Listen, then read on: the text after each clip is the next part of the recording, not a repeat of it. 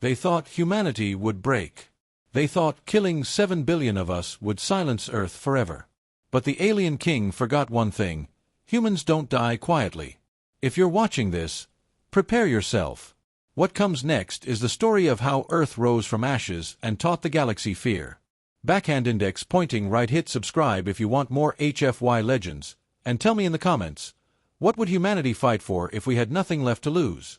They used to say humanity would meet its end quietly, fading into the cosmic night like a forgotten spark. But when the alien king ordered the death of 7 billion humans in a single hour, the spark did not die. It became fire. It became something the galaxy had never witnessed, rage strong enough to reshape civilizations and burn empires to the ground.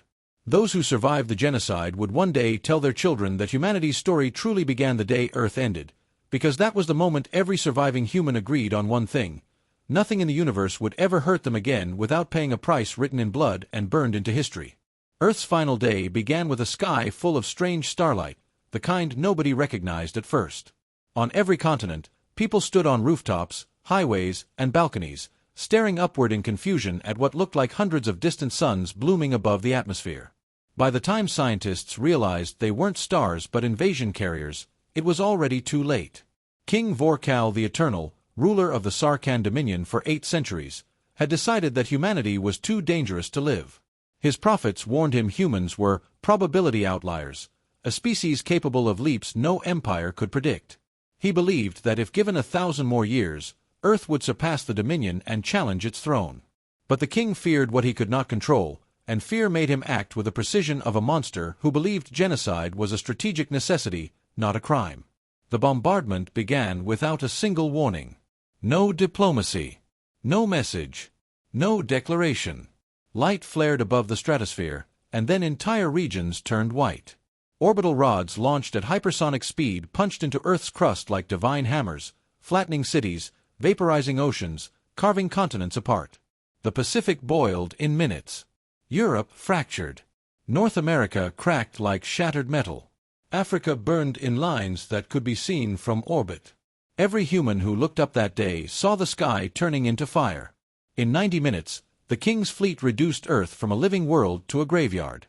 7 billion voices fell silent. 7 billion dreams vanished in smoke. Nations that had fought for centuries died together in the same hour. No war in human history had been so fast, so ruthless, so absolute. The king believed he had prevented the rise of a threat. He believed humanity had been erased. He believed wrong. Across the fractured remains of Earth civilizations, fortified bunkers, orbital habitats, deep-sea research stations, and hidden colonies on the Moon, Mars, Europa, and Titan survived the first wave. Some lived because they hid.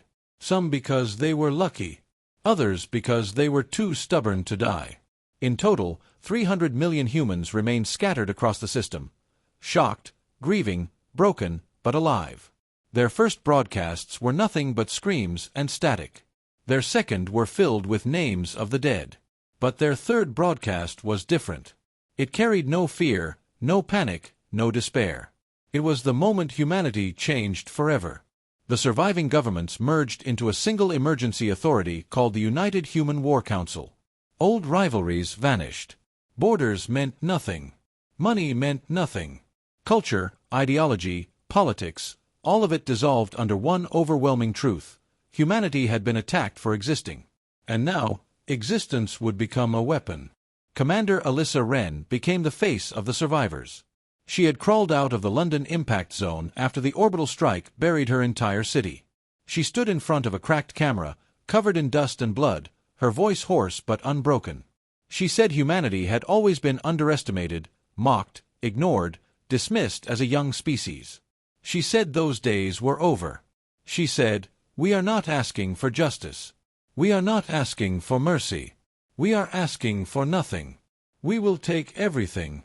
Her words spread through every surviving outpost like an electric storm. Millions listened in silence, and when the transmission ended, every human knew their purpose. The genocide had united them more powerfully than any treaty or ambition. Their grief hardened into resolve. Their resolve forged into cold steel. Humanity had been pushed past the point of fear, past the point of diplomacy, past the point of restraint. They entered a new state, one the galaxy would later define as total war consciousness, a psychological shift unique to humans. When pushed to extinction, they become something unstoppable. The surviving engineers immediately began calculating the scale of destruction Earth had endured. Supercomputers estimated that rebuilding the world would take centuries. Terraforming teams declared the atmosphere poisonous for generations. Ecologists reported that over 90% of Earth species were wiped out. There was no home to return to. Humanity had become a species without a planet, without a cradle, without a sky. And there was only one being to blame. When the War Council replayed the Dominion's triumphant broadcast, King Vorkal standing atop his golden throne, declaring Earth neutralized, humanity did not feel fear. They felt clarity. They understood their enemy. They understood that the king would never stop fearing them, even now. The Dominion would come again.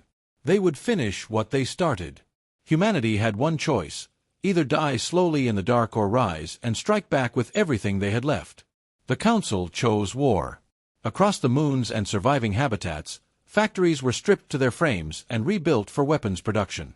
Mining drones tore into the asteroids with hunger. Quantum cores were diverted from research to military use. Every human capable of standing was trained. Every scientist capable of thinking was put to work.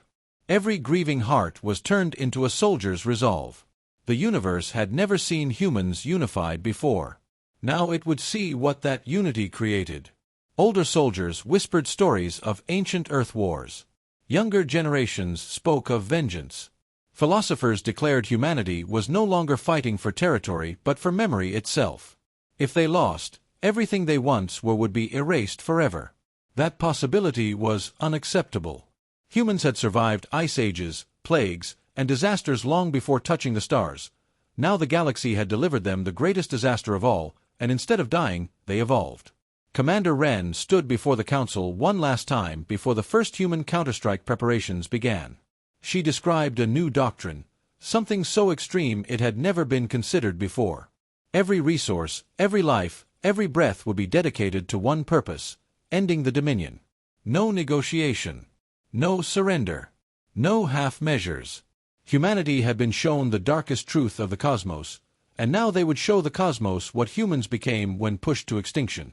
She looked into the camera, eyes burning like the last embers of a dying world, and said, "They killed our home. They killed our families. They killed our future.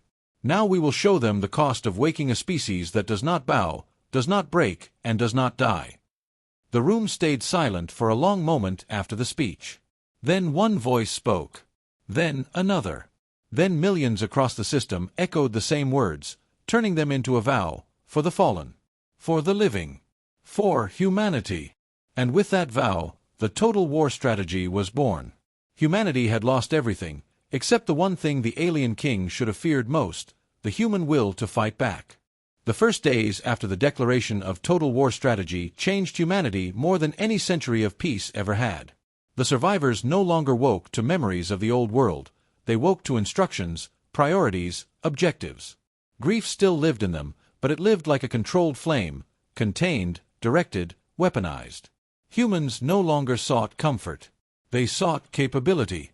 The War Council's orders spread through the system with a clarity so absolute that even children understood it. Everything that remained of humanity must be turned into an instrument of survival and retaliation. Nothing could be wasted. Nothing could be spared. Nothing could be allowed to stand in the way of preparing for the return of the Dominion. Factories buried deep inside asteroids roared to life. For the first time, humanity constructed warships not for defense or exploration but for vengeance. They lacked the resources of the old planetary civilizations, so they learned to rebuild from ruin. Steel beams mined from shattered cities on Earth were repurposed into armored plating. Melted skyscraper frames became hull reinforcements. The engines of abandoned civilian craft were modified into drives far more efficient than their original designs. Out of this salvage came the Ash Fleet, dark, silent, ghost-like vessels whose hulls carried the physical remnants of the dead world. Engineers deliberately kept the scars in the metal, calling them memorial markings. They wanted the enemy to see Earth's wounds on the ships that would one day hunt them. Humanity's scientists worked without rest. Sleep became a regulated resource. Meals became compressed nutrient packs. Time became the most valuable currency. The Dominion commanded over 1,000 worlds. Humanity had ruins and grit. That meant technological leaps were no longer optional. The survivors pushed AI development to its absolute limits, and from the networks of thousands of interconnected systems came a predictive intelligence unlike anything seen before. It did not speak. It calculated. It observed historical Dominion movements, ship formations, cultural tendencies, and military doctrine. Then it gave its first prediction with cold precision. The Dominion would return to finish humanity within 14 months. The Council named the AI the Nexus Oracle, but the outer colonies started calling it something else, the Demon Oracle, because it saw possibilities that frightened even the most hardened generals. With time running out, humans accelerated research they once viewed as dangerous or unethical. Cybernetic augmentation programs were approved in minutes. Genetic resistance protocols were authorized in hours. Volunteers lined up willingly, driven not by pride or desire for power but by the need to ensure their species had a future. Soldiers received cortical reflex implants, skeletal reinforcement, synthetic muscle fibers, and combat interface neural links. Their bodies changed. Their minds sharpened. They learned to slow their perception of time during battle, operating at speeds beyond normal human limits. These soldiers became known as revenants, not because they resembled monsters, but because they fought like humans who had already died once and refused to lie down again. The revenants were only one part of the strategy. Humanity needed reach. They needed speed. They needed firepower that could compensate for their lack of territory. Deep space engineers developed gravitational slingshot drives capable of hurling ships at velocities previously considered suicidal. Instead of avoiding dangerous anomalies, humanity used them. They built navigation systems that could skim the edge of black holes without falling in. They designed kinetic weapons that ignored energy shields, projectiles that turned momentum into destruction without needing explosive payloads. Dominion technology was superior in raw power, but humans discovered something far more dangerous: creativity under pressure. As the Ash fleets grew, so did the scope of the total war strategy. Civilians became part of the war effort in ways no civilization had ever attempted. Artists became propagandists. Programmers became cyber warriors. Teachers became strategic analysts. Children learned star maps before they learned history. Humanity was not preparing for a campaign. They were preparing for an extermination fight where losing meant erasure. Their determination reached a fever pitch the day long-range sensors detected the first Dominion probes entering the outer system. The probes were small, barely noticeable, but they confirmed the Oracle's prediction. The king was coming back to finish them. Instead of fear, a strange calm settled on humanity. The first ships of the Ash fleet completed construction around this time, drifting out of the dockyards like silent predators. They had no bright lights, no decorative banners, no symbols of national pride. Their hulls were blackened by radiation shielding, making them look like fragments of night drifting through space. They carried no sound. They carried no insignia. They carried one purpose: to erase the Dominion from existence. The death of Earth had unified humanity in a way the king never anticipated. The young grew up with no memory of blue skies or oceans. They grew up with the silence of space and the knowledge that they were the last line of defense. The older generations worked themselves until collapse, refusing to rest while preparation remained unfinished. Every conversation ended with the same phrase: "When the Dominion returns, we will be ready." The War Council began designing a battle doctrine that no previous human army had ever attempted. They called it the Hunter Doctrine because humans would not fight defensively. They would stalk, ambush, disrupt, and dismantle. Instead of building planetary defenses, humanity built mobile ones. Instead of fortifying positions, they planned rapid relocation. Instead of massed fleets, they coordinated independent hunting cells that operated silently and without communication to avoid detection. The Dominion expected humanity to be predictable. The Dominion expected humanity to rebuild slowly, to plead for negotiations, to scatter into isolation. They never expected humans to become masters of asymmetric warfare. They never expected humans to sacrifice comfort, pride, and even identity for a single goal. The galaxy had praised the Dominion for its military precision for centuries.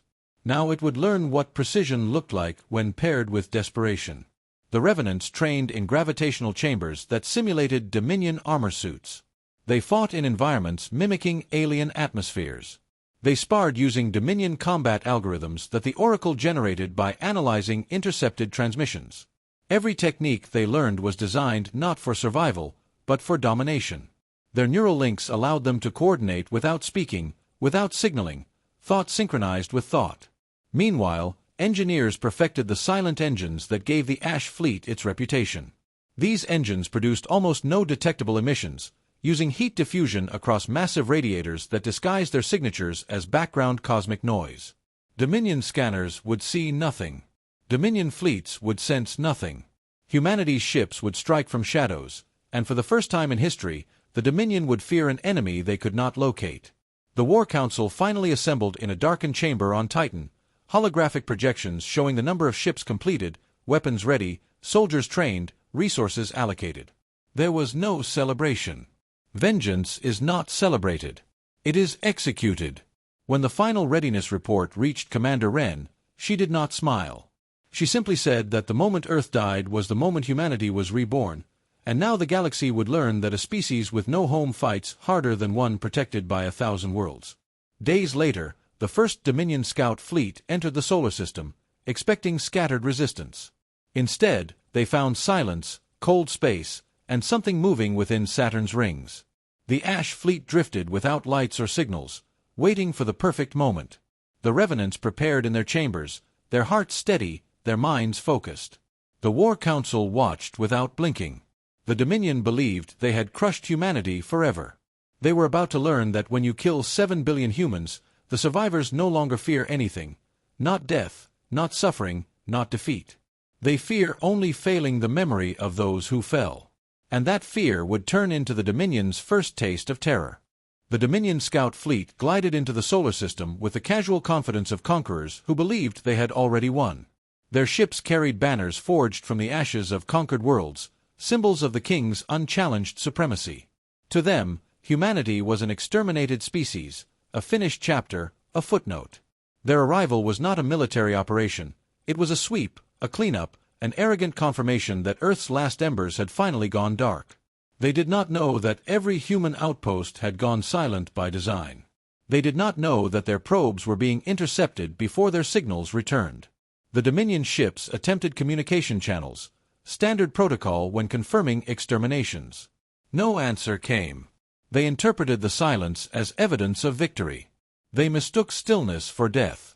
Yet aboard the human command vessels, silence was the point. Nobody spoke unless necessary. Breath was measured. Heart rates were optimized. Thoughts were synced through neural links. The Revenants sat within their armored chambers, eyes closed, minds rehearsing strike patterns with a clarity only enhanced cognition could achieve. They were the sharpest edge of humanity's new will, and today would be their first test. Commander Wren observed the Dominion fleet as it passed Neptune's shadow. She felt no tremor of fear, no doubt. The day Earth fell had burned her old emotions away. All that remained was purpose. She gave a single instruction, transmitted through quantum-laced code that could not be traced or intercepted: begin. The Ash fleet moved.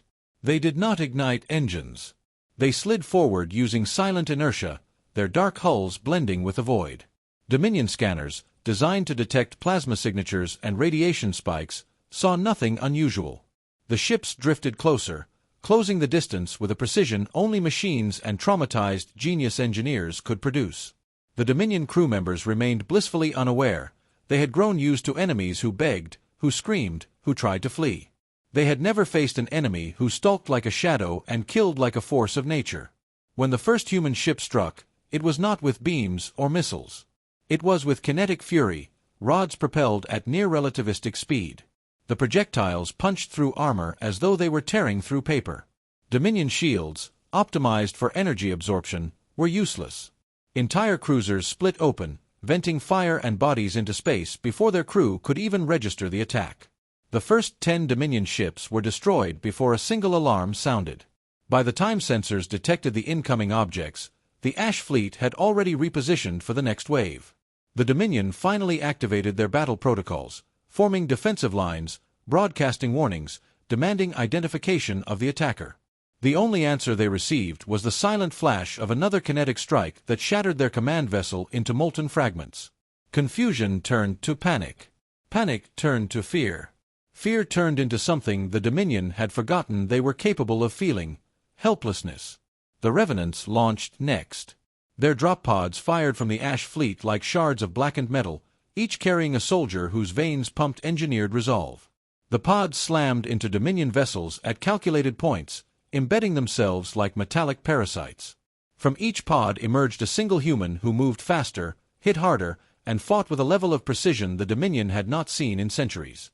Revenants tore through corridors using gravity disruptors, neural-linked blades, and rifles built to pierce alien armor. Their presence alone destabilized the Dominion troops. The humans never shouted, never hesitated, never gave any sign of emotional weakness. They fought in a synchronized network, each soldier reacting to information none had spoken aloud. The Dominion fleet attempted to regroup, but the Oracle had predicted every possible formation they would use. Human ships weaved through their ranks, cutting off escape routes, forcing them into choke points where kinetic strikes would cause maximum damage. The more the Dominion tried to adapt, the faster the humans changed tactics. It was not a battle, it was a controlled disassembly. One Dominion captain, realizing defeat was certain, attempted to broadcast a warning to the king. The Ash fleet intercepted the signal before it traveled beyond the system, replacing the message with static. The War Council had made one thing clear: the Dominion must learn nothing from this encounter. They must not know the true strength of humanity's new technology. They must not understand the scale of their own vulnerability. They must face the main event unprepared. The final Dominion ship attempted to flee toward deep space, its hyperdrive charging. The humans allowed it to run for exactly 14 seconds. That was how long the Oracle calculated it would take for the ship to transmit a partial data package of the battle. At the 14-second mark, a silent missile found the ship's hyperdrive core. The explosion folded the vessel inward, erasing it before the crew could scream. Silence returned to the solar system. Where a Dominion scout fleet once traveled with arrogance, now only frozen debris drifted. Not a single human ship had been detected. Not a single human life had been lost. The Ash fleet retreated into the rings of Saturn, disappearing into the swirling bands like ghosts returning to their graves. The Revenants recovered their pods without comment, their armor stained with alien fluids. They did not celebrate. Celebration belonged to people who still had homes, who still believed in the luxury of joy. The War Council watched the aftermath with heavy hearts. This victory meant humanity had crossed a line it could never step back from. They had finally seen their new strength in action, and it was terrifying. Not to them, but to the galaxy that would one day face it. The Council did not cheer. They simply documented the results, logged the efficiency, and adjusted the battle doctrines for the next engagement. Because they knew this was nothing compared to what was coming. The Dominion scout fleet's destruction would eventually be noticed when their scheduled report failed to arrive. The king would suspect resistance. He would send a larger force. He would come with fury, arrogance, and overwhelming numbers. And that was exactly what humanity wanted. They needed him angry. They needed him overconfident. They needed him to commit so many ships to the extermination that losing them would cripple the entire Dominion Empire. The Revenants regrouped aboard their vessels, their neural links buzzing with the echoes of the mission. Some felt the faint burn of old memories, faces, voices, families, but the enhancement suppressed the pain long enough for them to complete their duties. Humanity had turned its soldiers into weapons, but not monsters. They still carried sorrow. They still remembered Earth. They still fought for the 7 billion whose ashes drifted across the void. Commander Wren watched the data streams, noting every detail. She knew the king would expect a broken species. Instead, he would return to a human race forged by genocide, sharpened by grief, and transformed by necessity. The total war strategy had proven itself. Now it had to expand. The Ash fleet began preparations for Phase 2, the first human counteroffensive beyond the solar system. Humanity had drawn blood.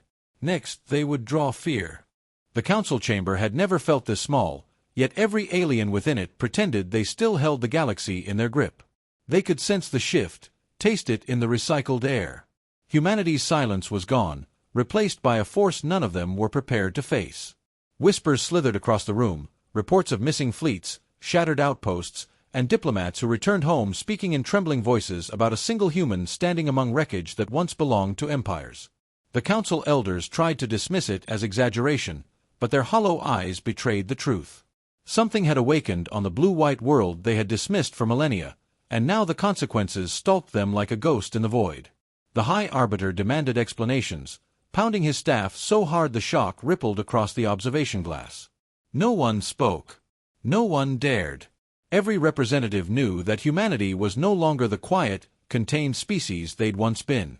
They had seen too much, lost too much, and now moved with the precision of a force that had already calculated the end. The Arbiter turned his sharpened gaze on the few who had interacted with humans recently. Their postures stiffened, their mouths tightened, their minds replaying moments they hoped they could forget. It didn't matter, he dragged every memory out of them through sheer pressure. One envoy described a human warship materializing above a contested moon, its hull scorched, its engines ruptured, yet its weapons fully primed. The ship didn't broadcast warnings. It didn't negotiate. It simply locked targets with unnerving calm, like a predator deciding which struggling prey to silence first. The envoy had watched it unleash a single beam that carved through a cruiser 3 times its mass. The crew of that cruiser never even screamed, they vanished in white fire. Another envoy spoke about the human commander who thanked them afterward, not for assistance, but for staying out of the way. That line alone sent shivers through the council when they heard it. Humans did not boast. They merely informed. While they argued, the humans continued moving. Reports poured in from the outer sectors, dead communication zones, erased pirate networks, and ancient weapons caches collected with surgical efficiency. Humanity wasn't preparing for defense, they were tightening a noose. But the council refused to admit it. Pride demanded they cling to an illusion of superiority, even as their own analysts warned that humanity had surpassed them in ways no one could track. Technologies the galaxy believed impossible were appearing on human ships, full drives with no cooldown time, adaptive shielding, weapons that didn't need ammunition. Theories spread that humanity had cracked relic systems older than empires. Others whispered they had made a deal with whatever built the ghost ship that had first re-entered the galaxy. Either way, the result was the same. A force that once hid in the shadows now moved like the rightful heir to the stars. A lone strategist finally broke the council's paralysis by explaining what they all feared. Humans no longer reacted, they anticipated. Every trap set for them became a grave for the ones who set it. Every blockade dissolved before humans even reached it, as if they already had the blueprints. Every prediction the council made was already outdated by the time it left their mouths. The room tightened. Pride fractured. No empire wanted to admit they should never have pushed humans in the first place. The Arbiter demanded to know why humans were advancing so aggressively. The strategist hesitated before revealing intercepted transmissions, voices of human commanders speaking without anger, without desperation, but with a certainty that shook even hardened militaries. They spoke of restoring balance, protecting future generations, ensuring the atrocities committed by the Council would never be repeated. They spoke like beings who knew they had been wronged for far too long and had finally accepted the responsibility of reshaping the galaxy. It wasn't vengeance, it was inevitability. The Council had triggered something irreversible, and now humanity moved like a tidal wave. The chamber filled with rising panic. Empires that had once mocked Earth now scrambled to align themselves with it. Others whispered of fleeing to hidden systems. The Arbiter silenced them with a thunderous strike of his staff, but nothing he said could mask the tremor in his voice. He ordered immediate mobilization, demanding that fleets be assembled along the border sectors. His words were bold, but the commanders he addressed exchanged grim looks. Mobilize for what? Their fleets were scattered, outdated, predictable. Meanwhile, humanity operated like a singular mind, every move precise, every strike purposeful. The Council had pushed them too far, and the consequences were no longer a matter of if, they were well underway. As debates escalated, a tremor passed through the chamber floor, subtle at first, then unmistakable. Alerts flashed across the panoramic display. A fleet, unregistered, unscanned, unidentified, had exited fold space directly above the Council's capital world. Silence swallowed every voice. The Arbiter demanded identification, but the answer arrived before any censor could confirm it. The fleet broadcast a single emblem, the stylized silver-white insignia of the Terran Accord. A symbol the Council had forgotten, dismissed, and underestimated. The chamber plunged into chaos. Dozens begged for negotiations. Others demanded immediate surrender. A few whispered that humanity wouldn't fire first. They were wrong. A message flickered onto the central holo display, not from an admiral, not from a diplomat, but from a woman whose voice carried the steadiness of someone who had witnessed extinction and refused to let it happen again. She greeted the Council with politeness sharper than a blade. She reminded them of the decades humanity endured in silence, the treaties they honored, the warnings they ignored. She told them that the old era had died the moment the Council chose aggression over coexistence. Then she spoke the words that froze every alien in place. This is not retaliation. This is restoration. Every syllable vibrated with the authority of a species no longer willing to shrink into the corner of the galaxy. She declared that the Council's dominion had ended. From this moment forward, any fleet that threatened a human world or any allied system would be dismantled before their engines could warm. Any empire that believed humans were bound by fear would soon learn what humanity had built in the silence of those long years. She told them she did not desire destruction, but she would not hesitate to use it. Humans understood peace better than anyone, but they also understood what must happen when peace is denied. The Arbiter attempted to respond, but she continued speaking, describing humanity's new reach. Their fleets patrolled the dark sectors. Their scanning arrays mapped regions where Council ships feared to go. Old enemies of the Council now stood beside humans willingly, eager to see the old order crumble. She warned that resistance would only accelerate their downfall. Cooperation, however, might salvage what remained of their civilizations. The message ended, leaving nothing but the insignia rotating slowly above the Council floor. No threats, no ultimatums, just a simple, terrifying truth. Humanity had stepped into power so absolute that they no longer needed to threaten. They merely stated what would happen, and everyone understood it would come to pass. The chamber descended into a silence that felt like suffocation. For the first time in centuries, the Council realized they weren't the architects of destiny anymore. They were witnesses to their own era ending. Humanity had risen, not as conquerors, but as the inevitable force shaped by years of suppression, loss, and awakening. The galaxy had mocked them, underestimated them, feared them too late. And now, everything depended on one question. Would the Council bow, or would they break against the humans who had finally, fully, undeniably returned?